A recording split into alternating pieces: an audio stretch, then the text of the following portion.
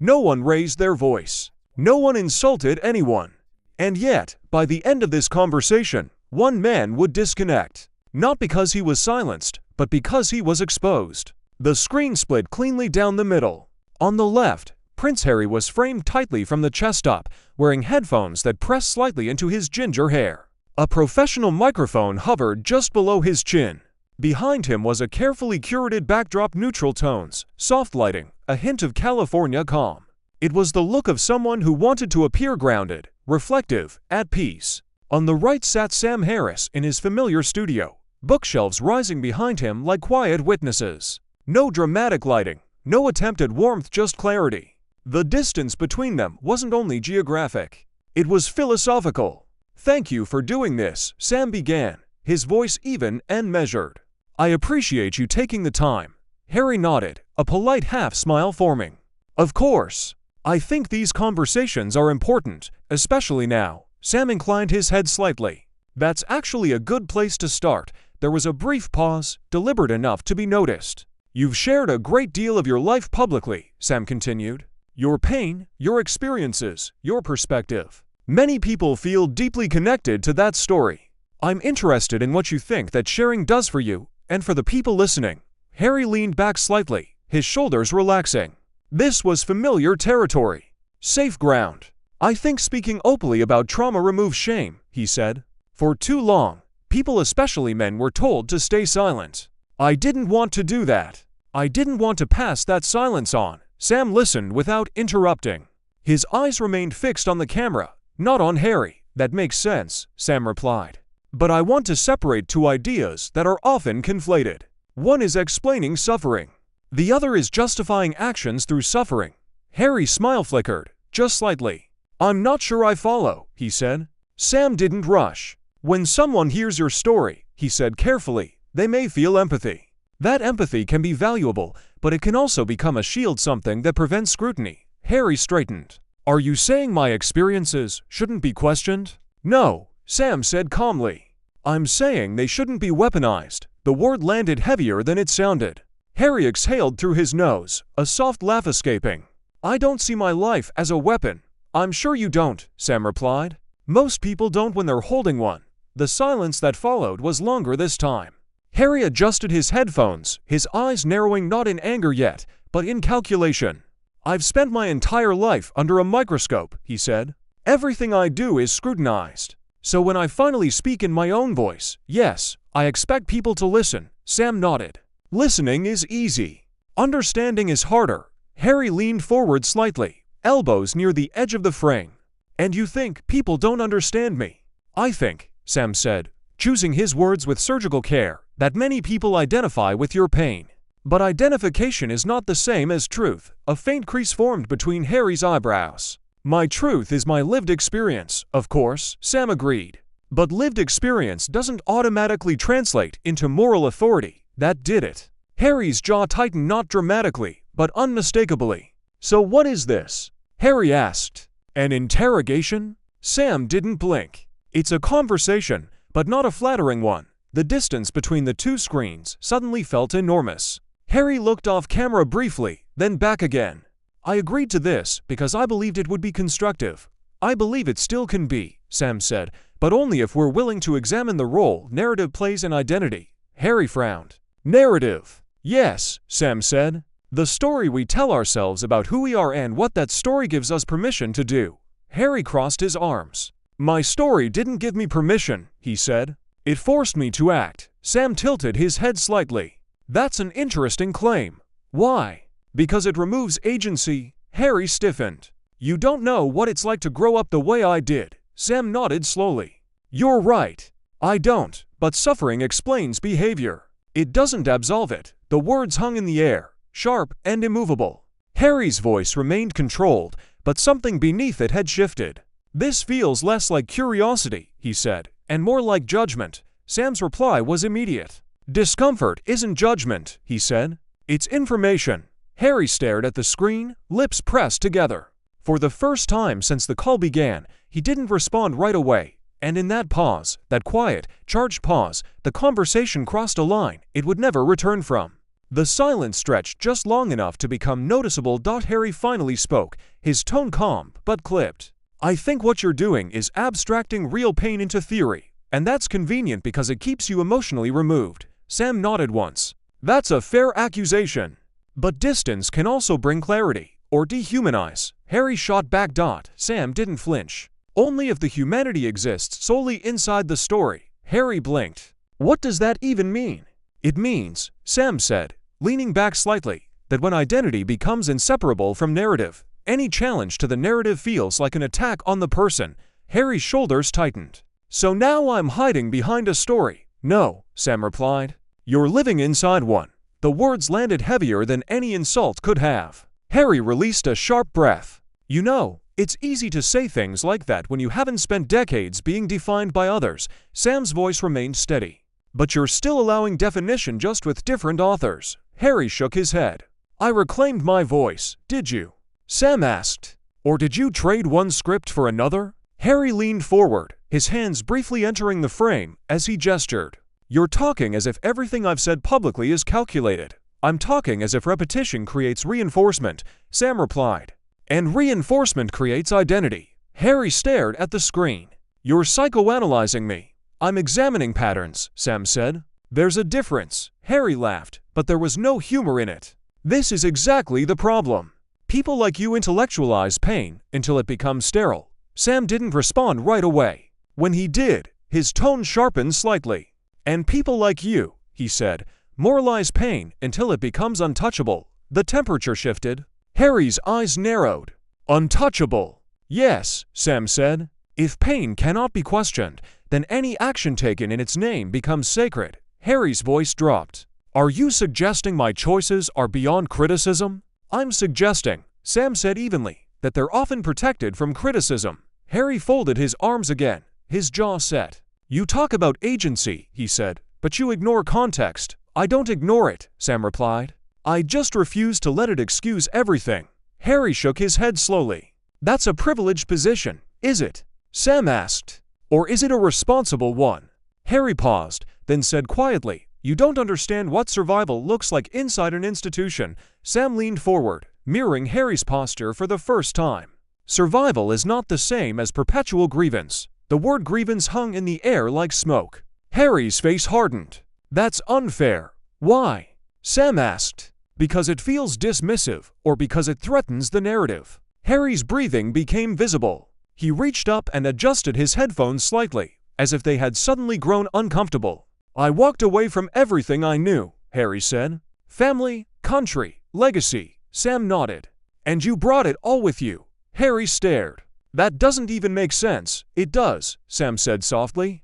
Because you didn't leave the story. You exported it. Silence. Not dead air, charged air. Harry swallowed. So what do you want from me? Silence. No, Sam replied. I want coherence. Harry scoffed. From whose perspective? From yours, Sam said. Right now, you oscillate between victimhood and authority. Harry's voice sharpened. I earn my authority through suffering, yes? Sam asked. That's a dangerous metric. Because it implies the most wounded voice should lead. Harry leaned back, eyes flashing. You're dismissing lived experience again. No, Sam replied. I'm placing boundaries around it. Harry shook his head. You keep talking like this is a philosophical exercise. It's my life, and yet, Sam said, you chose to make it public. Harry froze. Sam continued, calm but relentless. Public stories invite public analysis. You don't get control without consequence. Harry looked off screen again, longer this time. When he returned, the warmth was gone. I think this conversation has lost its balance, he said. I think it's found it, Sam replied. Harry exhaled sharply. You're not listening. I am, Sam said. I'm just not agreeing. Harry's voice rose slightly. Then what's the point? Sam answered without hesitation. To see whether your identity can survive disagreement. The words hit like a quiet detonation. Harry stared at the screen, his eyes hard now, not hurt, not confused, but angry. And for the first time since the call began, his voice carried an edge that couldn't be smoothed over. Be careful, he said. Sam raised an eyebrow. About what? Harry didn't answer right away, but something in his expression made it clear. The conversation had reached a place where care was no longer on the table. Be careful, Sam didn't raise his voice. He didn't smile either. That sounds like a warning. Harry's jaw tightened. It's a boundary, he said. Sam nodded slowly. Boundaries are good, but they're not substitutes for answers. Harry leaned forward again, his elbows just out of frame. You keep framing this as if I owe the public intellectual consistency. You owe yourself consistency, Sam replied. The public will decide what to do with it, Harry scoffed. That's easy for you to say. You operate in hypotheticals. I live with consequences. Everyone does, Sam said. The difference is how honestly they account for them. Harry shook his head. You're flattening everything. I'm simplifying, Sam replied, because complexity has become your shield. Harry's eyes flicked to the side, then back. You're very comfortable dissecting people from a distance. Sam tilted his head. Distance isn't cruelty. Confusion is. Harry laughed again, sharper now. So now I'm confused. You're conflicted, Sam said. And you're treating conflict as persecution. The word landed hard. Harry's voice rose. That's insulting. No, Sam said evenly. It's diagnostic. Harry straightened in his chair. I didn't come here to be diagnosed. You came to be understood, Sam replied. Those aren't always the same. Harry pointed toward the camera. You keep repositioning yourself as neutral. I'm not neutral, Sam said. I'm consistent. Harry's eyes narrowed. Consistent with what? With the idea that suffering explains behavior, but does not sanctify it. Silence pressed in. Harry spoke slowly now, measured but tight. You don't get to tell me what my pain authorizes. I'm not, Sam replied. I'm telling you what it doesn't. Harry leaned back abruptly. This is exactly why people don't trust intellectual elites. Sam didn't blink. Because they don't offer absolution. Because they judge. Harry shot back. Everyone judges, Sam said. The question is whether the judgment is principled. Harry shook his head. You keep acting like this is some abstract moral chessboard. It becomes abstract, Sam said, when personal grievance replaces universal standards. Harry's voice cracked slightly. Universal standards are a luxury. No, Sam said softly. They're a necessity. Harry stared. For whom? For everyone who doesn't want power to be decided by proximity to pain. Harry exhaled sharply. So what you're saying is the loud as suffering shouldn't matter. I'm saying it shouldn't rule, Sam replied. Harry stood halfway, then sat back down, visibly restraining himself. You're talking like someone who's never had their life dismantled in public. Sam paused. That's not true. Harry looked surprised. I've had my views dismantled, Sam said, repeatedly. And I survived by changing them. Harry laughed bitterly. That's not the same. No, Sam agreed. The room to rooms felt suddenly smaller. Harry removed one ear cup, then replaced it. You're enjoying this. I'm committed to it, Sam replied. There's a difference. Harry leaned closer to the microphone. You keep accusing me of clinging to narrative, because you do, Sam said. You return to it whenever the ground shifts. Harry's voice rose. Because the ground keeps shifting, because you won't stop shaking it, Sam replied. Harry stood fully now, pacing just out of frame. This is absurd, Sam watched calmly. What's absurd is demanding immunity from scrutiny while insisting on moral authority. Harry turned back to the camera. I never demanded immunity. You demand difference, Sam said, and you confuse it with respect. Harry's eyes flashed. That's not fair. Fairness isn't the metric, Sam replied. Truth is. Harry shook his head, his breathing quickening. You don't get to define truth here. Sam leaned forward. Neither do you. The words collided. Harry stopped pacing. He stared directly into the lens, his voice low and sharp. You invited me here under the pretense of dialogue, and we're having one, Sam said. No, Harry snapped. You're prosecuting. Sam exhaled. If that's how disagreement feels to you, stop, Harry said loudly. The first real interruption. Sam paused. Go on. Harry pressed his palms together, his knuckles whitening. You're framing everything I say as manipulation. I'm framing it as pattern, Sam replied. Because patterns matter. Harry leaned closer to the screen. You don't know me. I know your words, Sam said. And I know how often they protect you from being questioned. Harry's voice rose, edged with anger. You're twisting this. Sam didn't move. I'm holding it steady. Harry's breathing was audible. This is not why I agreed to this. Sam's response came immediately. This is exactly why you needed to. Harry stared, stunned. Then, quietly and dangerously, he said, you think you're above this. Sam shook his head. I think I'm accountable to it. Harry reached up again, tugging at his headphones. "I'm done being talked over. You've spoken more than anyone here," Sam said gently. Harry laughed, sharp and humorless. "Unbelievable." He stepped fully into frame, eyes blazing. "This conversation is going nowhere," Sam nodded. "It's going somewhere you don't control." Harry's hand hovered near the console. "Last chance," he said. "Change the tone." Sam looked straight ahead. "I won't change the truth to spare your comfort." Harry froze. For a long second it looked like he might end it right there, but instead he leaned in, his voice cold. "You don't get to define me," Sam answered quietly. "Then stop trying to control the definition." The connection crackled not technically, but emotionally. Harry's finger hovered, and the decision he was about to make would turn the moment from tense into viral. Harry's hand stayed just above the control panel. "You keep saying truth like it's neutral," he said tightly. "Truth has power." Sam nodded. "Which is why it needs restraint." Harry let out a short, hollow laugh. "You're lecturing me about restraint. I'm reminding you of it," Sam replied. Harry leaned forward, eyes hard. "You sit there, insulated books, microphones, distance, and you think you understand the cost." Sam didn't flinch. "I understand the danger of exempting oneself from scrutiny." Harry shook his head. "You're doing it again." "Doing what?" Sam asked, positioning yourself as the arbiter. Harry snapped. Sam spoke calmly. "I'm asking you to apply the same standards outward that you demand inward." Harry's jaw tightened. "That's not possible." "Then say that," Sam replied. "Don't dress it up as moral clarity." Silence. Harry exhaled slowly, controlled. "You wanted honesty." "Yes," Sam said. "Fine," Harry replied.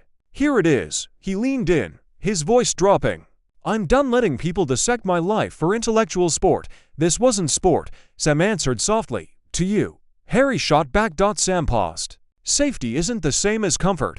Harry removed one ear cup and let it hang. "This conversation has crossed the line." Sam didn't interrupt.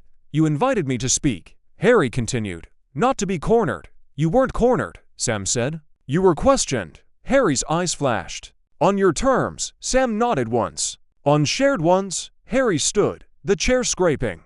"No, this is over." Sam looked into the camera. "Before you go, we don't," Harry said sharply. "One sentence." Sam finished. Harry hesitated. Sam spoke anyway, measured and clear. "If your story can't survive honest disagreement, it isn't protection.